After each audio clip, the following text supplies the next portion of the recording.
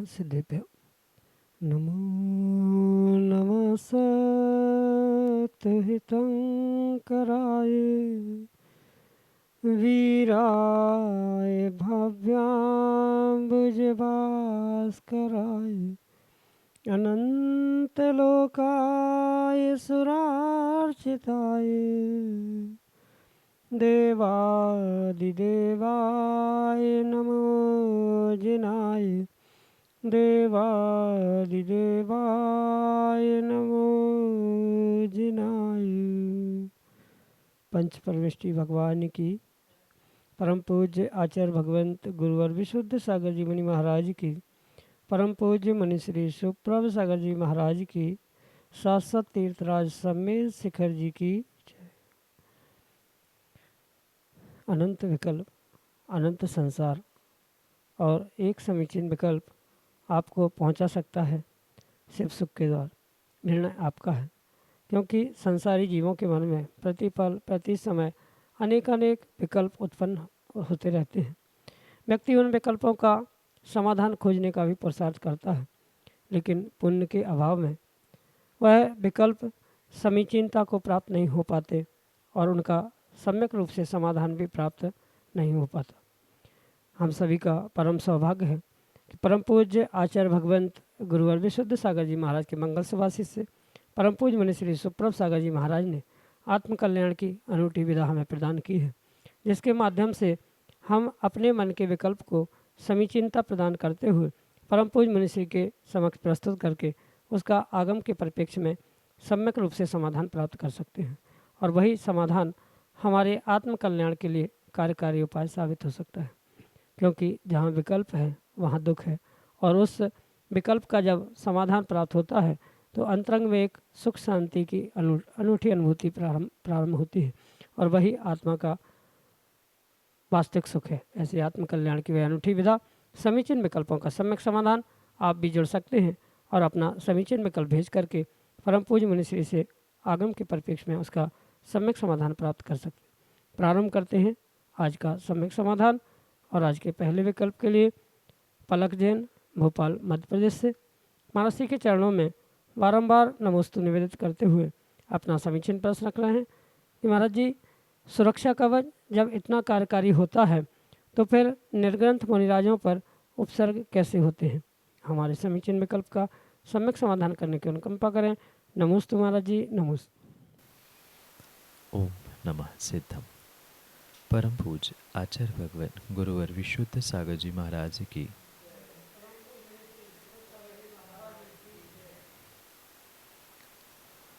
नमोकार मंत्र और अनेक मंत्रों के माध्यम से व्यक्ति जीव अपने लिए एक सुरक्षा कवच बनाता है, जिससे वह स्वयं के शरीर की या स्वयं के आप्त इष्ट आदि सबकी सुरक्षा कर सकता है।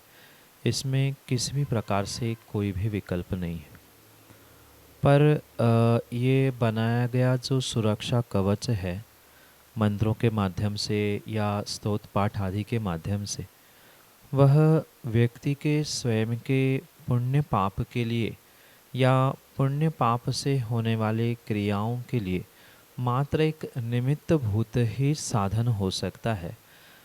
पूर्ण रूप से सुरक्षा कवच का प्रयोग करने से जीव अपनी स्वयं की सुरक्षा कर ही पाए, ये परम आवश्यक नहीं हो सकता। इसलिए नहीं हो सकता कि ध्यान के माध्यम से या मंत्र स्तोत्र आदि के माध्यम से व्यक्ति या मुनिराज जो सुरक्षा कवच बनाते हैं उसका सकारात्मक रिजल्ट कह दो, सकारात्मक प्रभाव जीव के ऊपर, व्यक्ति के ऊपर, उनके शरीर के ऊपर रहता है। पर ये भी ध्यान रखने की आवश्यकता है कि व्यक्ति का, जीव का, मुनिराजों का अपना अपना जो स्वयं का पुण्य पाप है, कर्मोदय है, उस कर्मोदय के ऊपर ये कोई भी निमित्त कार्यकारी नहीं हो सकता। कहने का अभिप्राय ये है कि भले ही सुरक्षा कवच का प्रयोग ध्यान, मंत्र, स्तोत्र आदि के माध्यम से मुनिराज ने अपने जीवन में कर लिया, प्रतिदिन कर लिया, पर कई बार मुनिराजों पर उपसर्ग, कई बार मुनिराजों पर विपरीतताएं या रोग आदि आदि आते हुए परिचयों के रूप में भी देखने में आते हैं। तो वहाँ पर ये समझना होगा कि जीव का जो कर्मोदय है पूर्व पर्यायों में, पूर्व दिनों में, पूर्व भवों में जो जैसा कर्म किया है उसका जो आश्रव बंधा हुआ है वो तो उदय में आएगा ही आएगा। भले ही सुरक्षा कवच के निमित्त से वह कर्मोदय जो प्रचुर मात्रा में बहुत बड़े रूप से उपसर्ग के रूप में या बहुत लंबे दिन के परिचय के रूप में आने वाला था, वह कुछ अंशों में सुरक्षा कवच से कम होता हुआ तो दिख सकता है, पर पूर्ण रूप से कर्मोदय को नष्ट करना ये कतई संभव हो नहीं सकता। और इसीलिए मुनिराजों ने सुरक्षा कवच, ध्यान, जप, स्तोत्र, पाठ आदि के माध्यम से कितना ही पुरुषार्थ अपनी सुरक्षा का क्यों ना किया हो, पर कर्मोदय के आगे ये कोई भी कार्य निमित्तभूत नहीं हो सकते। हाँ, अगर कर्म मतलब पुण्य वर्गणाएं, पुण्य कर्म उदय में चल रहा है तो उसके निमित्त से वह उपसर्ग कई बार आते हुए दिखता है, नहीं भी आता, दूर से ही टल जाता है, ये भी देखने में आता है। पर सर्वथा सुरक्षा कवच का मंत्र, ध्यान आदि के माध्यम से प्रयोग करने से सभी उपसर्ग, सभी संकट, सभी कष्ट दूर ही हो जाए, ज़रूरी नहीं है। क्योंकि सर्वश्रेष्ठ अगर जीव के सुख दुख के लिए, अच्छे बुरे के लिए अगर कोई निमित्त है, कोई साधन है, कोई कारण है, तो उसका नाम पूर्ण रूप से कर्म है, कर्मोदय है। और जैसा पूर्व में किया है वैसा जीव को, चाहे वो मुनिराज भी क्यों ना बने, उन कर्मोदय को उन्हें प्राप्त करना ही पड़ता है।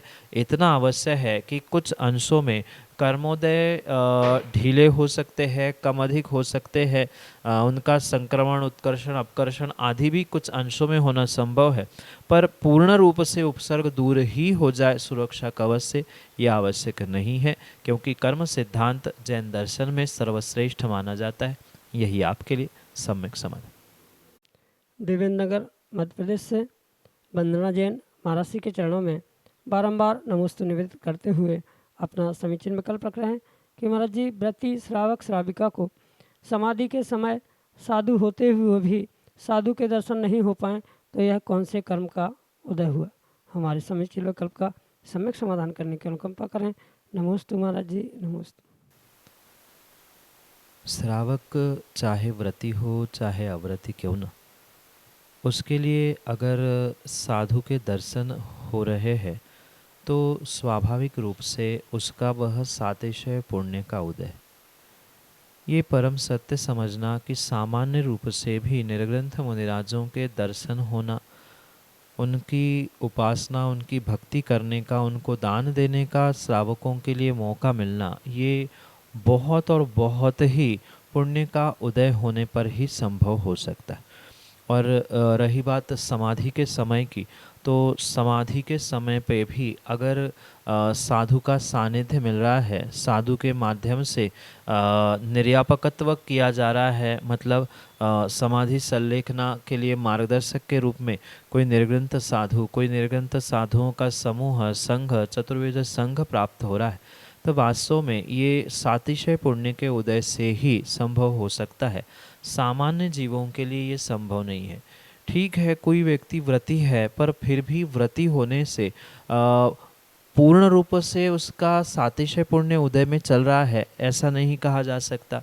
क्योंकि कर्मों के निमित्त से पुण्य पाप जैसा जीव ने पूर्व में किया है वो तो उदय में आकर ही रहेगा। और इसी कारण से जो समाधि के सन्मुख व्रती श्रावक है उसके लिए नगर में या आसपास किसी प्रकार से साधु वृंद होने पर भी दर्शन नहीं हो रहे हैं, ये पाप कर्म का उदय है। और इन पाप कर्म की प्रकृति में मुख्य अगर कर्म का उदय समझा जा सकता है तो वह दर्शनावर्णी कर्म का मुख्य उदय वहाँ पर समझने योग्य है। ज्यों तो बहुत सारे कर्मों का उदय समझना होगा, जैसे अंतराय कर्म भी माना जा सकता है, साथ में दर्शनावर्णी कर्म के उदय से भी स्वीकार किया जा सकता है। पर मुख्यता इन दो ही कर्मों की है, अंतराय कर्म और दर्शनावरणी कर्म का। शेष ज्ञानावरणी का भी साथ में उदय रहेगा, आसाता वेदनी का भी वहाँ पर उदय रहेगा, पर मुख्यतः दो कर्मों की ही वहाँ होती है, एक दर्शनावरणी कर्म और दूसरे अंतराय कर्म के कारण से ही जीव अंतिम समय में निर्ग्रंथ साधु के चरण निश्रा पर समाधि करने के लिए नगर में साधु होने पर भी नहीं पहुंच पाते हैं। यही आपके लिए सम्यक समाधि। श्रीमती पद्मा जैन, भोपाल, मध्य प्रदेश से महाराज श्री के चरणों में बारंबार नमोस्तु निवेदित करते हुए अपना समीचीन प्रश्न रख रहे हैं कि महाराज जी, सिद्धालय में जो सिद्ध बनकर के 24 तीर्थंकर भगवान विराजमान हैं, उनका स्वरूप कैसा दिखाई देता है? हमारे समीचीन विकल्प का सम्यक समाधान करने की अनुकंपा करें। नमोस्तु महाराज जी, नमोस्तु। सबसे पहले तो ये निर्णय करना होगा कि सिद्धालय में मात्र 24 तीर्थंकर नहीं है, अपितु अनंतानंत जीवों ने जो इस संसार से मुक्ति को प्राप्त किया, जो कर्मों से रहित हो गए हैं, वे सभी तीर्थंकर बने बिना भी सिद्ध हुए हैं। क्योंकि आचार्यों ने 7 प्रकार के केवली भगवंतों की, जो आने वाले समय में 8 कर्मों का नाश करते हुए मुक्ति को, सिद्धालय को प्राप्त करते हैं, ऐसे अनंतानंत जीवों का प्रमाण आगम ग्रंथों में बताए। इसलिए ये समझे कि मात्र 24 तीर्थंकर ही सिद्धालय में विराजमान नहीं है, ऐसे अनंतानंत 24 ही, और अनंतानंत 24 ही नहीं, अपितु 2.5 द्वीप के प्रत्येक स्थान से, प्रत्येक क्षेत्र से सिद्ध हुए हैं, ऐसे वह सिद्धालय में पूर्ण रूप से अनंतानंत सिद्ध विराजमान है। रही बात 24 तीर्थंकरों की या अनंतानंत 24 की, तो सिद्धालय में कोई वहाँ स्पेशल व्यवस्था नहीं है कि ये तीर्थंकर केवली थे, ये मुख केवली थे, ये सामान्य केवली थे, ये उपसर्ग केवली थे, तो उनके लिए कोई अलग से व्यवस्था नहीं है। तीर्थंकर केवली के लिए केवली अवस्था में तो समोषण होना, 12 सभाएं लगना आदि तो बहिरंग विभूति कर्मोदय के निमित्त से, मतलब तीर्थंकर नाम प्रकृति के उदय से वहाँ पर प्रकट होते हुए अवश्य दिखाई देती है। अंतरंग बहिरंग लक्ष्मी का वहाँ प्रादुर्भाव दिखता है, पर मात्र केवली अवस्था तक ही सीमित होता है। उसके उपरांत किसी भी प्रकार से वहाँ सिद्धों में भेद नहीं है। भले ही सिद्ध भगवंतों की, तीर्थंकर भगवंतों की, सामान्य आदि केवलियों की अवगाहना भिन्न भिन्न है, उनके वर्ण भिन्न भिन्न है, उनके पद, उनके स्थान आदि आदि सब कुछ भिन्न भिन्न होने पर भी ये आवश्यक नहीं है कि उनके लिए कोई स्पेशल व्यवस्था वहाँ पर है। जैसे तीर्थंकर भगवान सभी केवलियों में स्पेशल कहलाते हैं, पर चूँकि 4 कर्म की सत्ता उनके साथ होने से ये थोड़ा सा बाइफर्केशन वहाँ सामान्य केवली आदि आदि तीर्थंकर केवलियों से भिन्न दिखते हैं। पर फिर भी सिद्धालय में ये समझना होगा कि वहाँ सभी सिद्ध एक समान ही होते हैं। जैसे सामान्य केवली सिद्ध बने हैं 8 कर्मों से रहित होके हुए, अशरीरी रूप को उन्होंने प्राप्त कर लिया है, 8 गुणों को प्राप्त कर लिया है 8 कर्मों का नाश करते हुए, बिल्कुल वही व्यवस्था 24 तीर्थंकरों के साथ भी है। वे भी जैसे ही मुक्ति को प्राप्त करते हैं, अशरीरी होते हैं, मात्र 8 गुणों के साथ ही वह इस संसार से विदा लेते हुए एक समय में सिद्धालय में जाकर विराजमान होते हैं। और आचार्यों ने स्पष्ट लिखा है कि एक माही अनंत राजे एक स्थान में इतने सिद्ध अवगाहित हुए, क्योंकि वहाँ शरीर तो है नहीं है जो दूसरे को रोकने के लिए निमित्त बने, दूसरे से रुक जाए, ऐसा कोई पौद्गलिक साधन या पौद्गलिक निमित्त वहाँ नहीं है। वहाँ तो मात्र जो शुद्ध आत्माएं हैं, जिसमें किसी प्रकार से स्पर्श रस गंध वर्ण नहीं है, पौद्गलिक कोई भी परिणमन नहीं है, ऐसा शुद्ध आत्मा ही एक दूसरे आत्मा में अवगाहना को प्राप्त करते हुए अपने ही स्वयं के आत्मा का सुख और आनंद का वेदन करते। ये भी ध्यान रखना, भले ही वहाँ पर अनेकानेक अनंतानंत सिद्ध भगवान एक में अनेक प्रवेश करते हुए आत्मा में रह रहे हैं, पर फिर भी प्रत्येक आत्मा का, प्रत्येक सिद्ध भगवान का, प्रत्येक तीर्थंकर का, जो जो जीव वहाँ है, उनका अपना अपना स्वतंत्र अस्तित्व है, अपना अपना स्वतंत्र सुख है, अपना अपना स्वतंत्र आनंद है। उनके सबके गुण बिल्कुल अपने आप में ही है, किसी प्रकार से उनका मिश्रण नहीं है। मात्र आत्मा के प्रदेश एक दूसरे में मिले हुए हैं, पर किसी प्रकार से एक दूसरे के गुणों का स्पर्श एक दूसरा नहीं करता। जो 8 गुण सिद्धों के कहे हैं, अनंत ज्ञान, अनंत दर्शन, अनंत वीर्य, अनंत सुख, अनंत अव्यवहार आदि, इन 8 गुणों का भोक्ता वह अकेला सिद्ध भगवान ही है। रहने के लिए तो एक माही अनंत विराजते हैं, उनका एक दूसरे में अवगाहना को होना ये स्वाभाविक रूप से देखने में आता है। किसी तीर्थंकर या किसी विशेष जीवों को कोई स्पेशल व्यवस्था वहाँ पर नहीं है, पर फिर भी अपनी अपने सुख की, अपने अपने आत्मा के आनंद की अनुभूति वे प्रत्येक स्वयं से करते हैं। साथ में जो सिद्धालय की व्यवस्था है, वह जैसे ही मुक्ति को प्राप्त करते हैं, जो ईसत प्रागभार नाम की 8वीं पृथ्वी है, उसके ऊपर जो अंतिम वलय है, उस वात वलय में ही जाकर सिद्ध भगवंतों का मस्तिष्क रूप जो शरीराकार जो बचा था आत्मा, वह ऊपर जाकर चिपक जाता है। आचार्यों ने यह भी स्पष्ट कहा है कि कितनी ही उनकी अवगाहना छोटी बड़ी क्यों ना हो, पर वहाँ पर वह सर से एक समान है, और अवगाहना के अनुसार उनकी नीचे की तरफ जो ऊंचाई कह दो या उनकी जो लंबाई है, वह उस पर तय होती है। ये विशेष व्यवस्था सिद्धालय में समझने योग्य है, जो कि सभी जीवों के लिए, सभी सिद्धों के लिए समान रूप से होती है। क्योंकि और भी बहुत सारी विशेषताएं हैं, पर समय अभाव में यही आपके लिए संक्षेप से सम्यक समाधान। आदर्श जैन, गुनौर, पन्ना, मध्य प्रदेश से महाराज जी के चरणों में बारंबार नमस्ते करते हुए अपना प्रश्न रख रहे हैं कि महाराज जी, यदि हम कोई कार्य करते हैं तो पूरा क्यों नहीं होता, एवं हम ऐसा क्या करें जिससे कि हमारा कार्य पूरा हो। हमारे समीचीन विकल्प का सम्यक समाधान करते हुए हमारा मार्गदर्शन करने की अनुकंपा करें। नमोस्तु महाराज जी, नमोस्तु। व्यक्ति अपने जीवन में कार्य प्रारंभ करते हुए उसे पूर्ण नहीं कर पाता। इसके पीछे स्पष्ट रूप से कहीं न कहीं अंतराय कर्म का तीव्र उदय अवश्य ही समझना होगा। क्योंकि पिछले दिनों में, पिछले पर्यायों में, पिछले भवों में आपने दूसरों के अच्छे कार्यों में कहीं न कहीं विघ्न किया था, और उसी का ही वर्तमान में प्रतिफल आपको अपने कार्यों की आपूर्ति के रूप में, आपके कार्यों में आने वाले विघ्न के रूप में समझने की आवश्यकता है। और जैसे कि मैंने अभी पिछले प्रश्नों के उत्तर में कहा था कि जीव के साथ मात्र एक ही कर्म का उदय नहीं रहता, वहाँ पर अनेक प्रकार के और भी कर्मों का उदय चलता रहता है, जिसके कारण से जीव के लिए सुख दुख होना, अच्छे बुरे कार्य होना नहीं होना, ये सब कुछ तय करता है। तो किस संबंध में वो कार्य है, उस संबंध का वहाँ पर कर्मोदय साथ साथ में समझने की आवश्यकता है।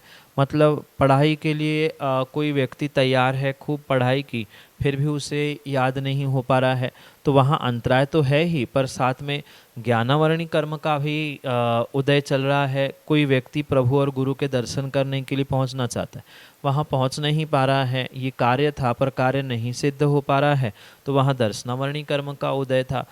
सच्चे देवशास्त्र गुरु पर श्रद्धान करना चाहता है, खूब पुरुषार्थ करता है धर्म कार्य करने का, पर कहीं ना कहीं श्रद्धा नहीं कर पाना या कार्य नहीं कर पाना, ये अंतराय के साथ साथ दर्शन मोहनी कर्म का भी उदय समझना।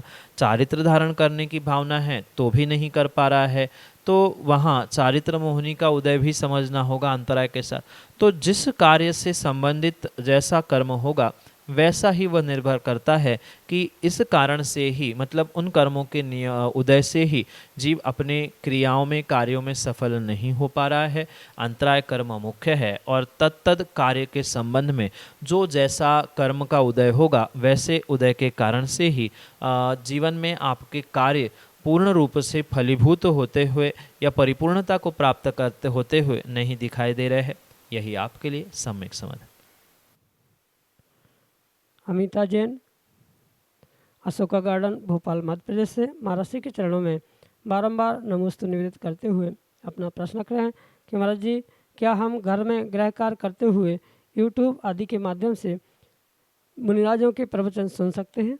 हमारे समीचीन विकल्प का सम्यक समाधान करने की अनुकंपा करें। नमोस्तु महाराज जी, नमोस्तु। मुनिराज आदियों के प्रवचन यूट्यूब के माध्यम से, टीवी आदि के माध्यम से सुनने में किसी भी प्रकार से कोई दोष नहीं, पर ये विवेक श्रावकों को रखने की आवश्यकता है। जो घर गृहस्थी के कार्य आप कर रहे हैं तो वह कार्य किस प्रकार से है, या उसमें आपकी जो व्यवस्था है वो किस प्रकार से है। माना कि आप सोचो कि शारीरिक शुद्धि के समय पर नहाते धोते समय आप मुनिराजों के प्रवचन सुनने का प्रयास कर रहे हैं, तो स्वाभाविक रूप से ये गलत है, क्योंकि आपका कार्य, आपका उद्देश्य बिल्कुल ही वहाँ पर विपरीत है।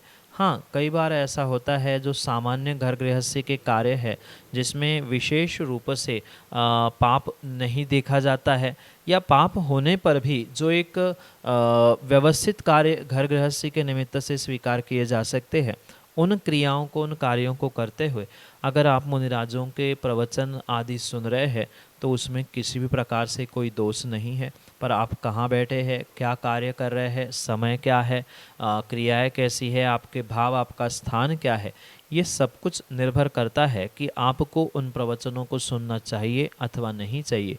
ये विवेक के साथ अगर कर रहे हैं तो उसमें कोई भी किसी भी प्रकार से दोष नहीं है।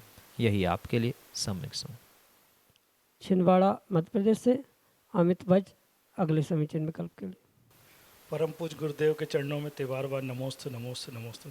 गुरुदेव, मेरी जिज्ञासा का समाधान कीजिए कि जब अपन अभिषेक करते हैं तो जो जल कुएं से भर के लाते हैं तो उस चरी के जल को मंत्रित करना चाहिए कि जो अपन कलश भर लेते हैं अभिषेक के सामने पात्रों में, उस कलश के जलों को मंत्रित करना चाहिए। तो मेरी जिज्ञासा का समाधान कीजिए। नमोस्तु भगवान, नमोस्तु नमोस्तु। प्रतिदिन मंदिर, चैत्यालय आदि में जो अभिषेक पूजन आदि के लिए सबसे पहले मंत्रोच्चारण के द्वारा जो जल की शुद्धि की जाती है, वहाँ भी वास्तव में श्रावकों को विवेक रखने की आवश्यकता है कि उस मंत्रित जल का प्रयोग कहाँ पर और कैसे किया जाता है। क्योंकि जल हो, पत्थर हो या कोई भी द्रव्य हो, मंत्रों के द्वारा अगर मंत्रित किया जा रहा है तो वास्तव में वह एक पूजनीय, सम्माननीय ऐसे स्थान को प्राप्त होता है। और ऐसा कार्य करते समय अगर विवेक नहीं है तो कहीं ना कहीं उसका बहुत बड़ा दोष, पाप श्रावकों को लग सकता है। जैसे कि कोई पानी कुएं से ले आने के बाद उस पानी का पूर्ण रूप से आपने मंत्रोच्चारण के माध्यम से उसका शुद्धिकरण कर लिया, और वही मंत्रित जल का उपयोग आपने वस्त्रों को धोने के लिए, मतलब जो अभिषेक आदि के ही वस्त्र है, पूजा आदि के लिए जो अंगुची का प्रयोग किया जा रहा है, बर्तन आदि को धोने में उसका प्रयोग किया जा रहा है, तो कहीं ना कहीं वह मंत्रित पानी नाली में जा रहा है। इस कारण से दोष तो अवश्य ही लगेगा। इसलिए विवेक रखे कि मंत्रों के माध्यम से जो शुद्धिकरण किया जा रहा है उस पानी का या उस जल का प्रयोग मात्र भगवान के अभिषेक के लिए या अधिक से अधिक पूजन पाठ तक ही उसका प्रयोग सीमित होना चाहिए। इसलिए आवश्यकता ये नहीं है कि जितना पानी आप लेके आए हैं पूरे पानी का आप पूर्ण रूप से शुद्धिकरण करें या पूर्ण रूप से उसे मंत्रित करें। जितनी आवश्यकता अभिषेक पूजन के लिए है उतने ही जल को आप अलग रखते हुए उतने को ही मंत्रित करने का प्रयास करें, क्योंकि ऐसा तो है नहीं है कि मात्र एक छोटे से कलश में ही पानी डालकर आप पूर्ण होते। सामूहिक रूप से अगर मंदिरों में हो रहा है तो वहाँ तो कई सारे व्यक्ति अभिषेक करने के लिए आते, तो वहाँ तो प्रचुर मात्रा में जल चाहिए ही है। पर माना कि कहीं चैत्यालय आदि में भी भगवान का अभिषेक किया जाता है तो भी कम से कम 2-4 कलश तो वहाँ अभिषेक के रूप में प्राप्त होते हैं। तो जितना कम से कम आप प्रयोग में ला रहे हैं या अधिक से अधिक भी ला रहे हैं, उतना ही अभिषेक के लिए जितना जल प्रतिदिन आवश्यक होता है उतने ही जल की शुद्धि मंत्रों के माध्यम से उसे मंत्रित करते हुए करने की आवश्यकता है। पूर्ण पानी जो आप कुएं से ले आ रहे हो, उन सबका मंत्रित करने का कोई भी अभिप्राय, कोई भी औचित्य नहीं है। उसका दुरुपयोग होने से कहीं न कहीं दोष भी लगने की संभावना है। ये विवेक रखते हुए आप अवश्य ही उतने ही पानी को मंत्रित करें जो कि एक अभिषेक और शांति धारा या पूजन आदि के लिए प्रयोग में ला सकते हैं, अन्यथा नहीं। यही आपके लिए सम्यक समाधान।